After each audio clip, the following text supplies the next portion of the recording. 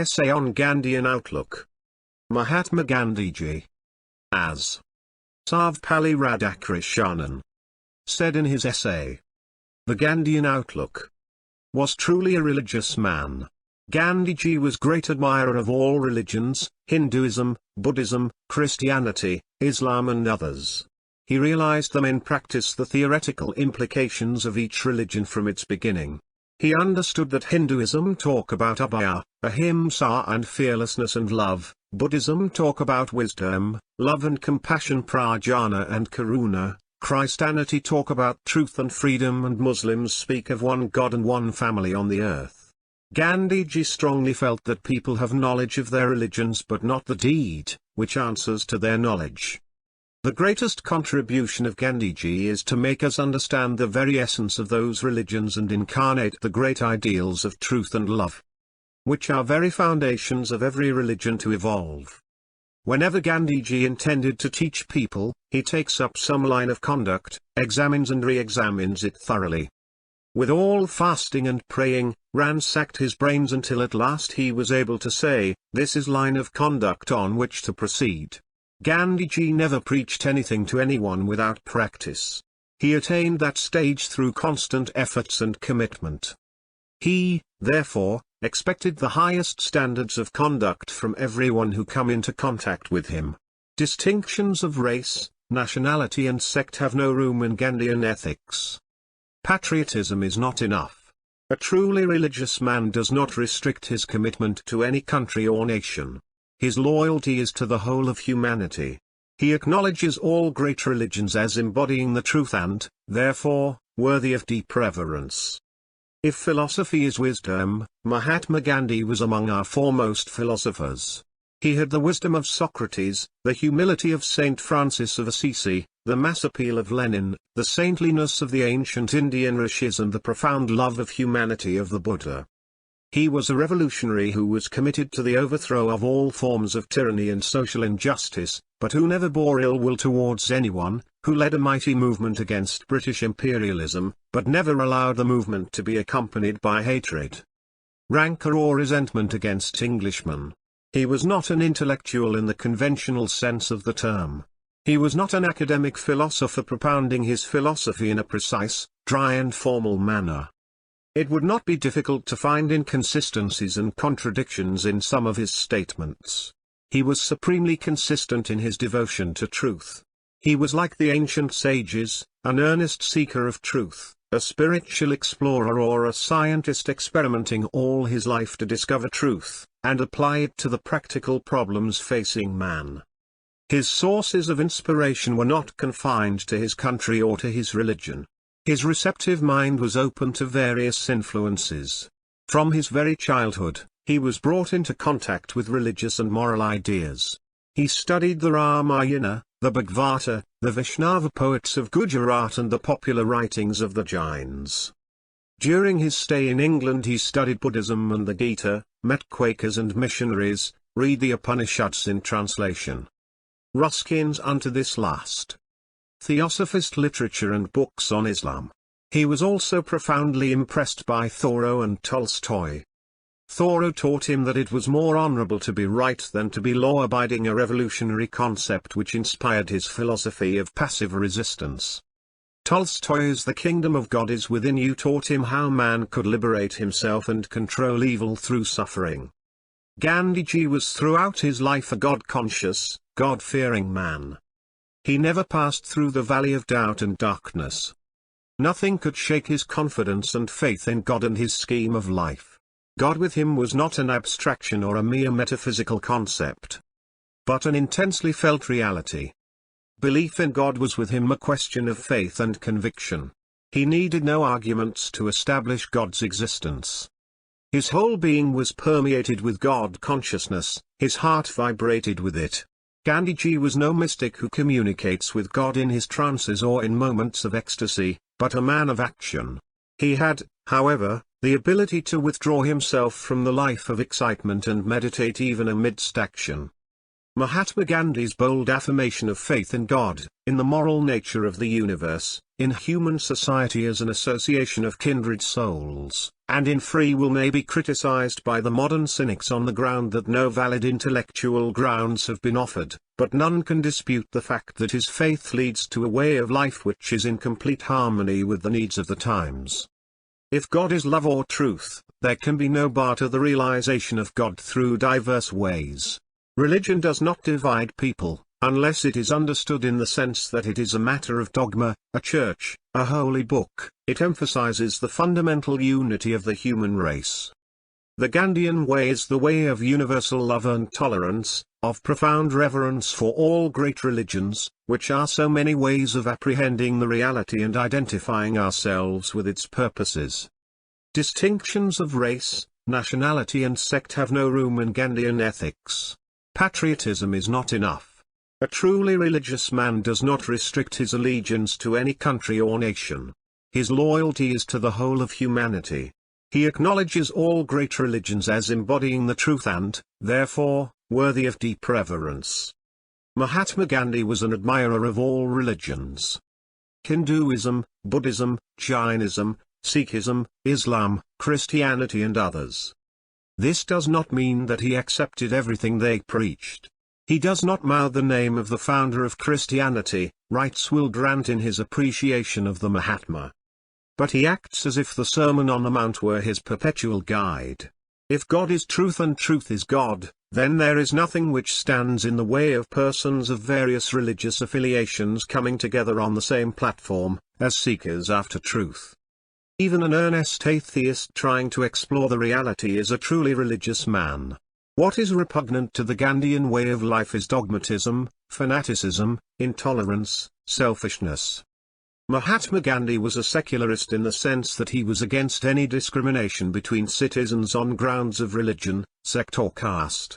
But, he firmly believed that a state or society would be stable only to the extent to which it was based on ethical and spiritual ideals. What Gandhiji condemned most was cowardice, weakness of will, acquiescence in evil. He wanted man to create an ideal society by his sole force, not to remain satisfied with things as they were. He was a great revolutionary, a great rebel, a great social reformer, but his weapon always was man's defiant spirit permanently committed to non-violence and love. Gandhiji was an apostle of non-violence and love because, while violence and hatred brutalized men, love ennobled them and brought out the best in them. Non-violence as a method of agitation, the Mahatma believed, was bound to succeed, because there was no man, however tyrannical, domineering and acquisitive, who could indefinitely hold out against satyagraha, against the appeal of the fighter for justice voluntarily submitting himself to suffering and sacrifice. Those who were not moved by appeals to reason, or by display of physical force, would not fail to respond to the appeal to their heart and to their soul. Underlying Gandhiji's faith in satyagraha is his belief that man is fundamentally a spiritual being, and cannot long deny the spirituality within himself. Satyagraha ennobles both the fighter for justice, as well as the wrongdoer. Fasting, civil disobedience and non-cooperation with the tyrant are the means through which the conscience of the evildoer is aroused. They are not a kind of blackmail or pressure tactics. They are not intended to coerce a man or to intimidate him. They are not a form of exploitation. Mahatma Gandhi was a great idealist whose thinking was always on the highest level. But he also claimed to be a realist. He did not think that satyagraha as he conceived it was beyond man's power. Nobody can say what man can or cannot do. Is man still at heart a naked ape or is he capable of being an angel? It was said about Gandhiji that he had the power of making heroes out of clay. If society is organized on the Gandhian ideals and the people are educated on the right lines, force would disappear. It is now universally recognized that war is not a necessary evil which must periodically appear, but something abhorrent, which can be ended if mankind is organized on an international basis and individuals are educated to respect the rule of law. There is nothing utopian about Mahatma Gandhi's ideals and techniques.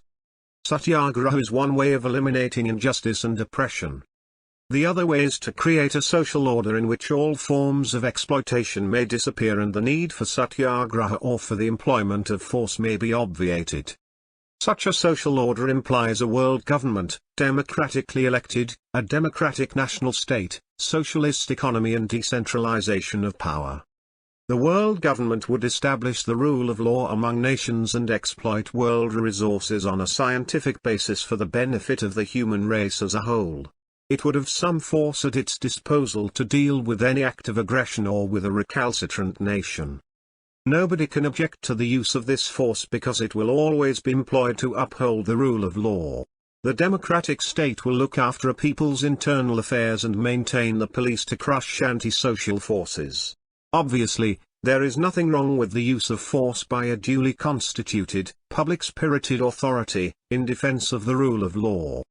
This force would be very sparingly used because causes of social tension and social conflicts are very few where every citizen is guaranteed the basic conditions of good life and disparities in the standards of living are not very marked. Force is reduced to the minimum possible in a healthy social order in which it is a safeguard against unruly elements. Mahatma Gandhi would have preferred the technique of satyagraha for undoing wrongs and bringing erring persons to the path of virtue, but he would not have objected to the use of force by the community in self-defense. Mahatma Gandhi was a kind of philosophic anarchist in whose ideal society the coercive authority of the state would disappear, economic activity would be organized. Not on the basis of acquisitiveness and self-interest, but on that of cooperation and service, and every individual would perform his duties and work for the common good.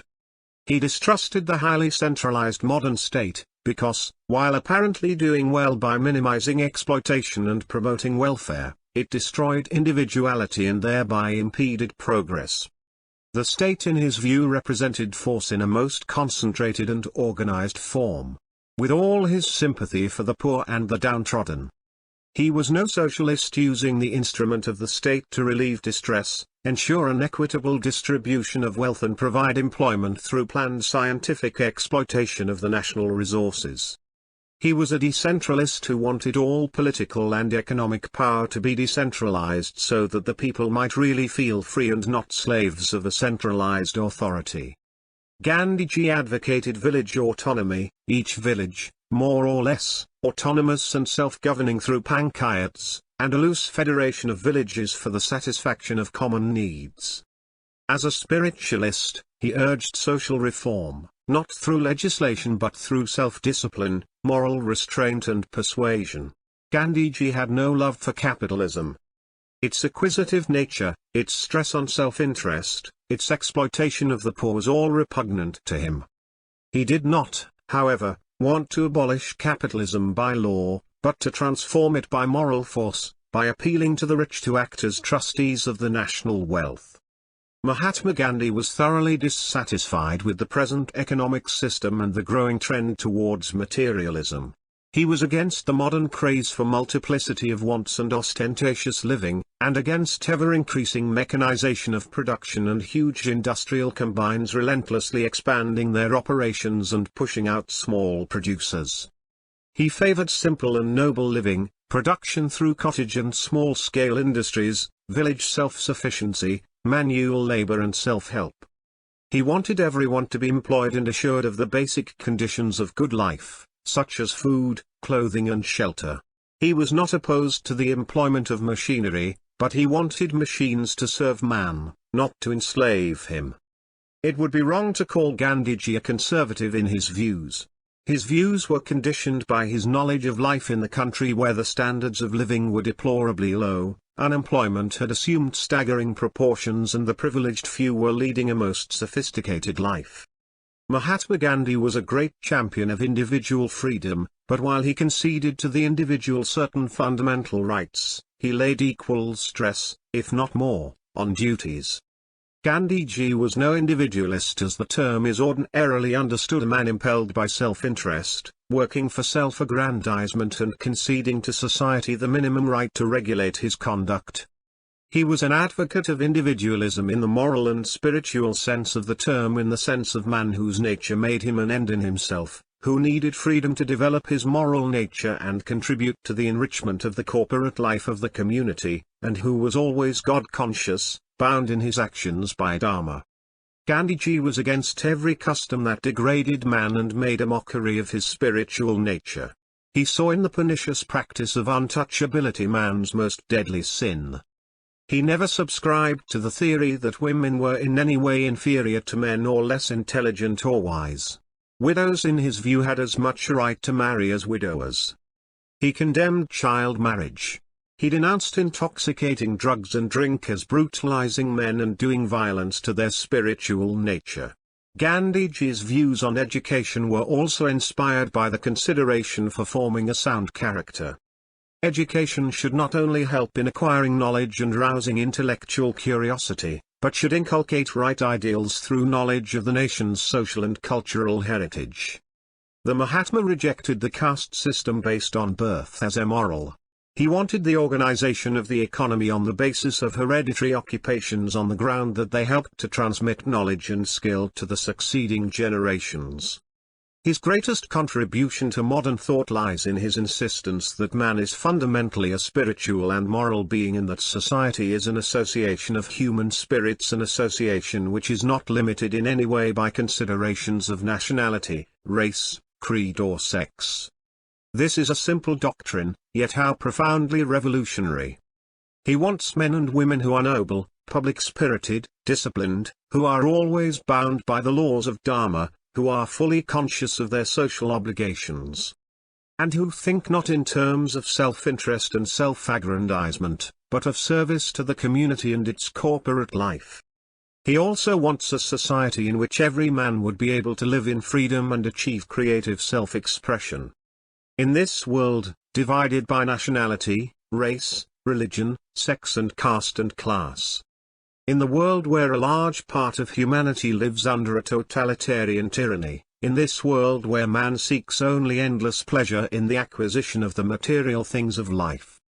In sex and drugs and drink, in new sensations and excitements, the message of the Mahatma has a significance which mankind cannot afford to ignore. With all his limitations as a thinker, he represented a great moral force and a new way of life which promises to relieve the anxiety of the modern age and put humanity on the road to sanity and health. End of the topic. Thank you.